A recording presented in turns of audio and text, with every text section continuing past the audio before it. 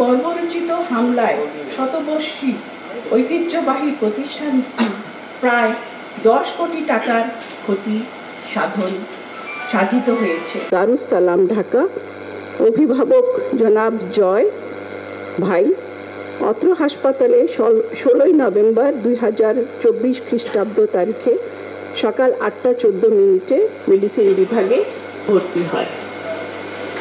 উল্লেখ্য, উক্ত রোগী সকাল 8:06 জরুরি বিভাগে আসার পর ডেঙ্গু জ্বর হিসাবে রোগ নির্ণয় করে প্রয়োজনীয় চিকিৎসার জন্য ভর্তি দেওয়া হয়।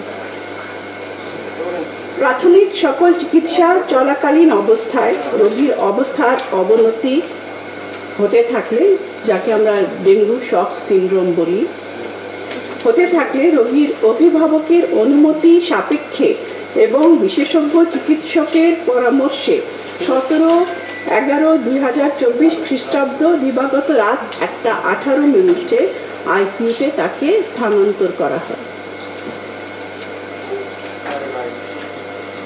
রোগীর শারীরিক অবস্থার আরও অবনতি হওয়ায় রোগীর অভিভাবক দীপক মণ্ডল, যিনি রোগীর মামা, তার সম্মতিক্রমে 18/11/2024 খ্রিস্টাব্দ সকাল 10:38 রোগীকে কৃত্রিম শ্বাস প্রশ্বাস যন্ত্র, যাকে মেকানিক্যাল ভেন্টিলেশন বলা হয় অথবা লাইফ সাপোর্ট বলা হয়, ব্যবহার করা হয়। প্রয়োজনীয় সকল প্রকার চিকিৎসা প্রদান এবং বিশেষজ্ঞ চিকিৎসকদের চেষ্টার পরও 18/11/2024 খ্রিস্টাব্দ তারিখ সন্ধ্যা 7টায় রোগী মৃত্যুবরণ করে। রোগীর মৃত্যুর পর হাসপাতাল কর্তৃপক্ষ মৃত্যু পরবর্তী লাশ হস্তান্তরের প্রয়োজনীয় কার্যক্রম সম্পন্ন করে এবং রোগীর আত্মীয়কে বুঝিয়ে দেন। উল্লেখ্য, রোগীর আত্মীয়ের মৌখিক অনুরোধের প্রেক্ষিতে গণপ্রজাতন্ত্রী বাংলাদেশ সরকারের সমাজসেবা অধিদপ্তরের হাসপাতাল সমাজসেবা কার্যালয়ের মাধ্যমে পরবর্তীতে বিল পরিশোধ করা হবে।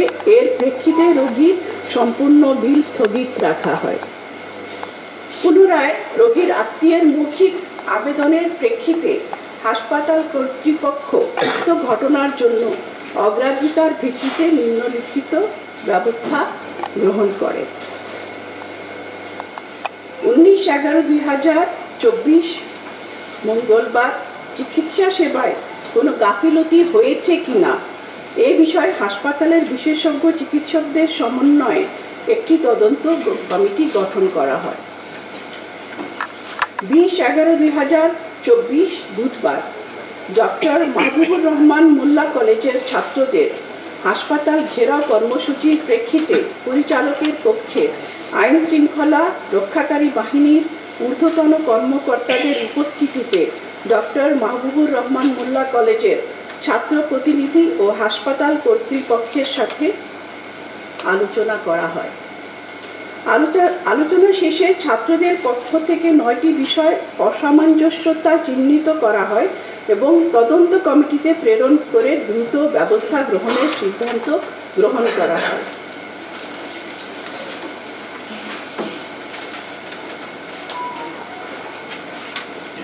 ছাত্রদের কর্তৃক উপস্থাপিত বিষয়গুলো আমি বলছি, ওরা যেগুলো পয়েন্টস দিয়েছিল।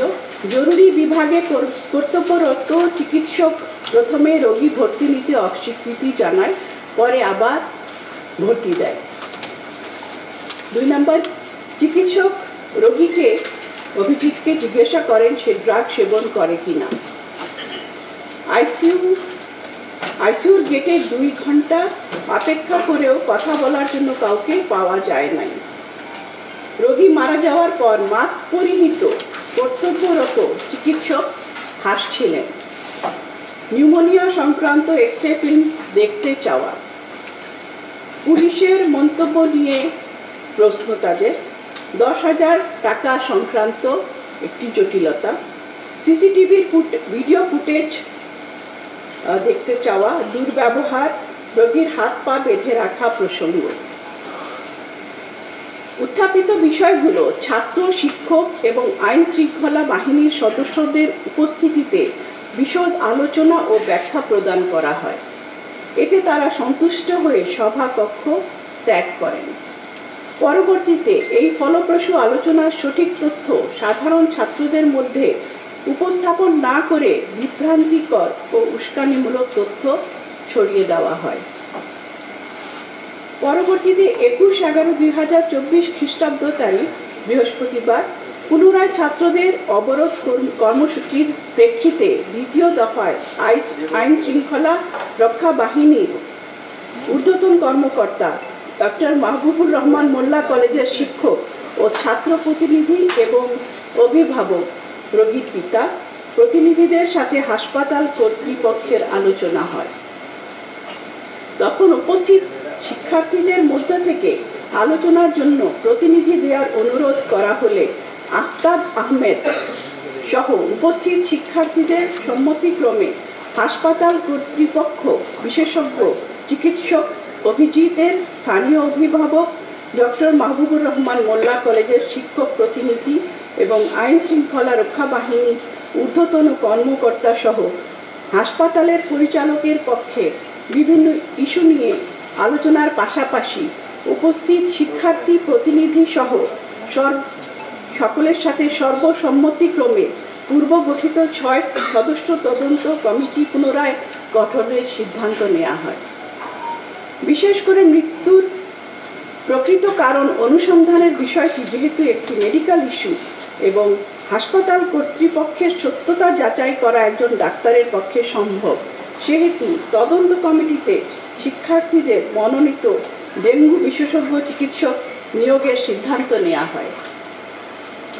এ ব্যাপারে উক্ত শিক্ষার্থীদের পক্ষ থেকে আফতাব আহমেদ 3 ঘন্টার মধ্যে নাম দিবেন বলে বলেন, কিন্তু অদ্যাবধি কোনো নাম তারা দিতে পারেন নাই। প্রায় 3 ঘন্টা ব্যাপী আলোচনা শেষে 11 সদস্যের তদন্ত কমিটির পূর্ণাঙ্গতা নিশ্চিত করে অভিজিতের চিকিৎসায় কোনো ধরনের গাফিলতি বা অবহেলা ছিল কিনা এ ব্যাপারে দ্রুত অনুসন্ধান করে নিরপেক্ষ ও স্বচ্ছতার সাথে প্রতিবেদন প্রকাশ ও প্রয়োজনীয় ব্যবস্থা নেওয়ার সিদ্ধান্ত গ্রহণ করা হয়। এই সিদ্ধান্তে অভিজিতের পরিবার ও শিক্ষার্থী প্রতিনিধিরাও একমত হয়ে সভাকক্ষ ত্যাগ করেন।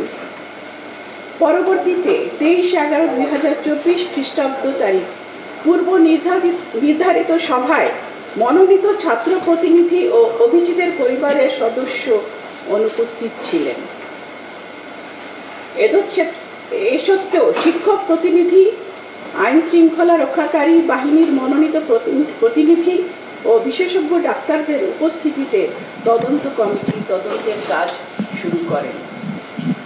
23 তারিখে আলোচনা শেষে সর্বসম্মতিক্রমে তদন্ত কমিটিতে নতুন আরও 5 জন সদস্য অন্তর্ভুক্ত করে 11 সদস্যের তদন্ত কমিটি পুনর্গঠন করা হয় এবং দ্রুততম সময়ের মধ্যে তদন্ত কার্য সম্পন্ন করে প্রতিবেদন প্রদান ও ব্যবস্থা গ্রহণের নীতিগত সিদ্ধান্ত গ্রহণ করা হয়।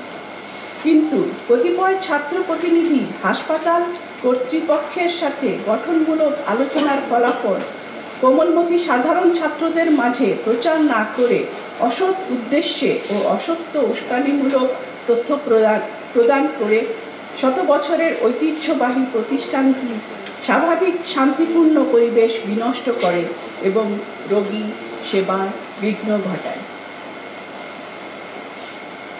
এতৎসত্ত্বেও 24/11/2024 খ্রিস্টাব্দ তারিখ বেলা আনুমানিক 1টার দিকে ডক্টর মাহবুবুর রহমান মোল্লা কলেজের শিক্ষার্থীদের নেতৃত্বে বিভিন্ন কলেজের প্রায় 1 থেকে 1,500 শিক্ষার্থী হাসপাতালের প্রশাসনিক কার্যালয়, বহির্বিভাগ, জরুরি বিভাগ, দন্ত বিভাগ ও প্যাথোলজি বিভাগের ব্যাপক ভাঙচুর করে। এছাড়াও ক্যাশ কাউন্টারে ভাঙচুর করে নগদ টাকা লুট করে নিয়ে যায়। হাসপাতালের অভ্যন্তরে দেশি বিদেশি ছাত্রছাত্রী, সাধারণ রোগী ও কর্মকর্তা কর্মচারীদের আর্থিক সেবায় নিয়োজিত পূবালী ব্যাংকের শাখাতেও ব্যাপক ভাঙচুর করে। তাদের এই বর্বরোচিত হামলায় শতবর্ষী ঐতিহ্যবাহী প্রতিষ্ঠানটি প্রায় 10 কোটি টাকার ক্ষতি সাধিত হয়েছে। পেশাগত এমবিবিএস পরীক্ষা চলাকালীন অবস্থায় কলেজ ভবনেও ব্যাপক ধ্বংসযজ্ঞ চালায় এবং ছাত্রছাত্রীদেরকেও শারীরিকভাবে লাঞ্ছিত করে। এখানে উল্লেখ্য যে ঢাকা ন্যাশনাল মেডিকেল কলেজের ছাত্রছাত্রী, শিক্ষক মণ্ডলী ও কর্মকর্তা কর্মচারী বৃন্দের এই ঘটনার সাথে কোনরূপ সংশ্লিষ্টতা ছিল না। তথাপিও কলেজ ভবনে ব্যাপক ভাঙচুর ও শিক্ষার্থীদের মাঝে মারাত্মক ভীতিকর পরিবেশ সৃষ্টি করা হয়। বিশেষত এই কলেজে অধ্যয়নরত বিদেশি ছাত্রছাত্রীদের মাঝে চরম আতঙ্ক ছড়িয়ে পড়ে, যা আমাদের দেশের ভাবমূর্তিকে চরমভাবে নষ্ট করেছে।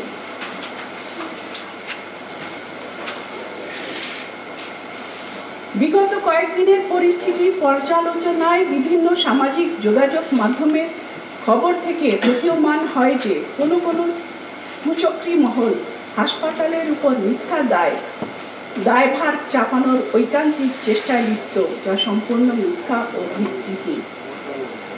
রোগীর মৃত্যু হলেই ভুল চিকিৎসা, দায়িত্বে অবহেলা বলে চিকিৎসক ও চিকিৎসা সেবায় নিয়োজিতদের লাঞ্ছিত করা যেন নিয়মে পরিণত হয়েছে। এক্ষেত্রে স্মরণ করিয়ে দিতে চাই যে একটি নবজাতক শিশু মাতৃগর্ভ থেকে একজন চিকিৎসকের হাত ধরেই পৃথিবীতে আগমন করে। অসহায় ছোট্ট শিশুটিকে টিকা দিয়ে প্রাণঘাতী রোগের হাত থেকে সুরক্ষা দেয় একজন চিকিৎসক ও স্বাস্থ্যকর্মী। এরপর শিশুকাল থেকে জীবনের শেষ সময় পর্যন্ত তার স্বাস্থ্য ব্যবস্থায় দায়িত্ব পালন করে চিকিৎসকরাই। উল্লেখ্য, করোনা মহামারীতে নিজেদের জীবনকে বাজি রেখে চিকিৎসক ও স্বাস্থ্যসেবায় নিয়োজিত ব্যক্তিরাই সবার আগে এগিয়ে এসেছিলেন। সত্যি কথা বলতে একজন চিকিৎসকের কাছে তার রোগীর চিকিৎসা সেবা ইবাদত বা প্রার্থনার সমান। অভিজিতের ক্ষেত্রেও তার ব্যত্যয় ঘটেনি। ডাক্তারগণ তাদের সর্বোচ্চ চেষ্টা করেছেন, কিন্তু এত কিছুর পরও দিন শেষে ডাক্তারদের কপালে জুটেছে মিথ্যা অপবাদ, যা কোনো ক্রমেই কাম্য নয়। ছাত্রদের ও রোগীর নিকট আত্মীয়দের চাহিদা মতন তদন্ত কমিটি গঠন করেও ছাত্র প্রতিনিধিদের অসহযোগিতার কারণে তদন্ত কার্য সম্পূর্ণ হতে পারেনি। এক্ষেত্রে হাসপাতাল কর্তৃপক্ষের কোনরূপ গাফেলতি বা সদিচ্ছার অভাব না থাকলেও ভুল চিকিৎসা বা বিলম্বিত ব্যবস্থা গ্রহণের অভিযোগ সম্পূর্ণ মিথ্যা ও ভিত্তিহীন।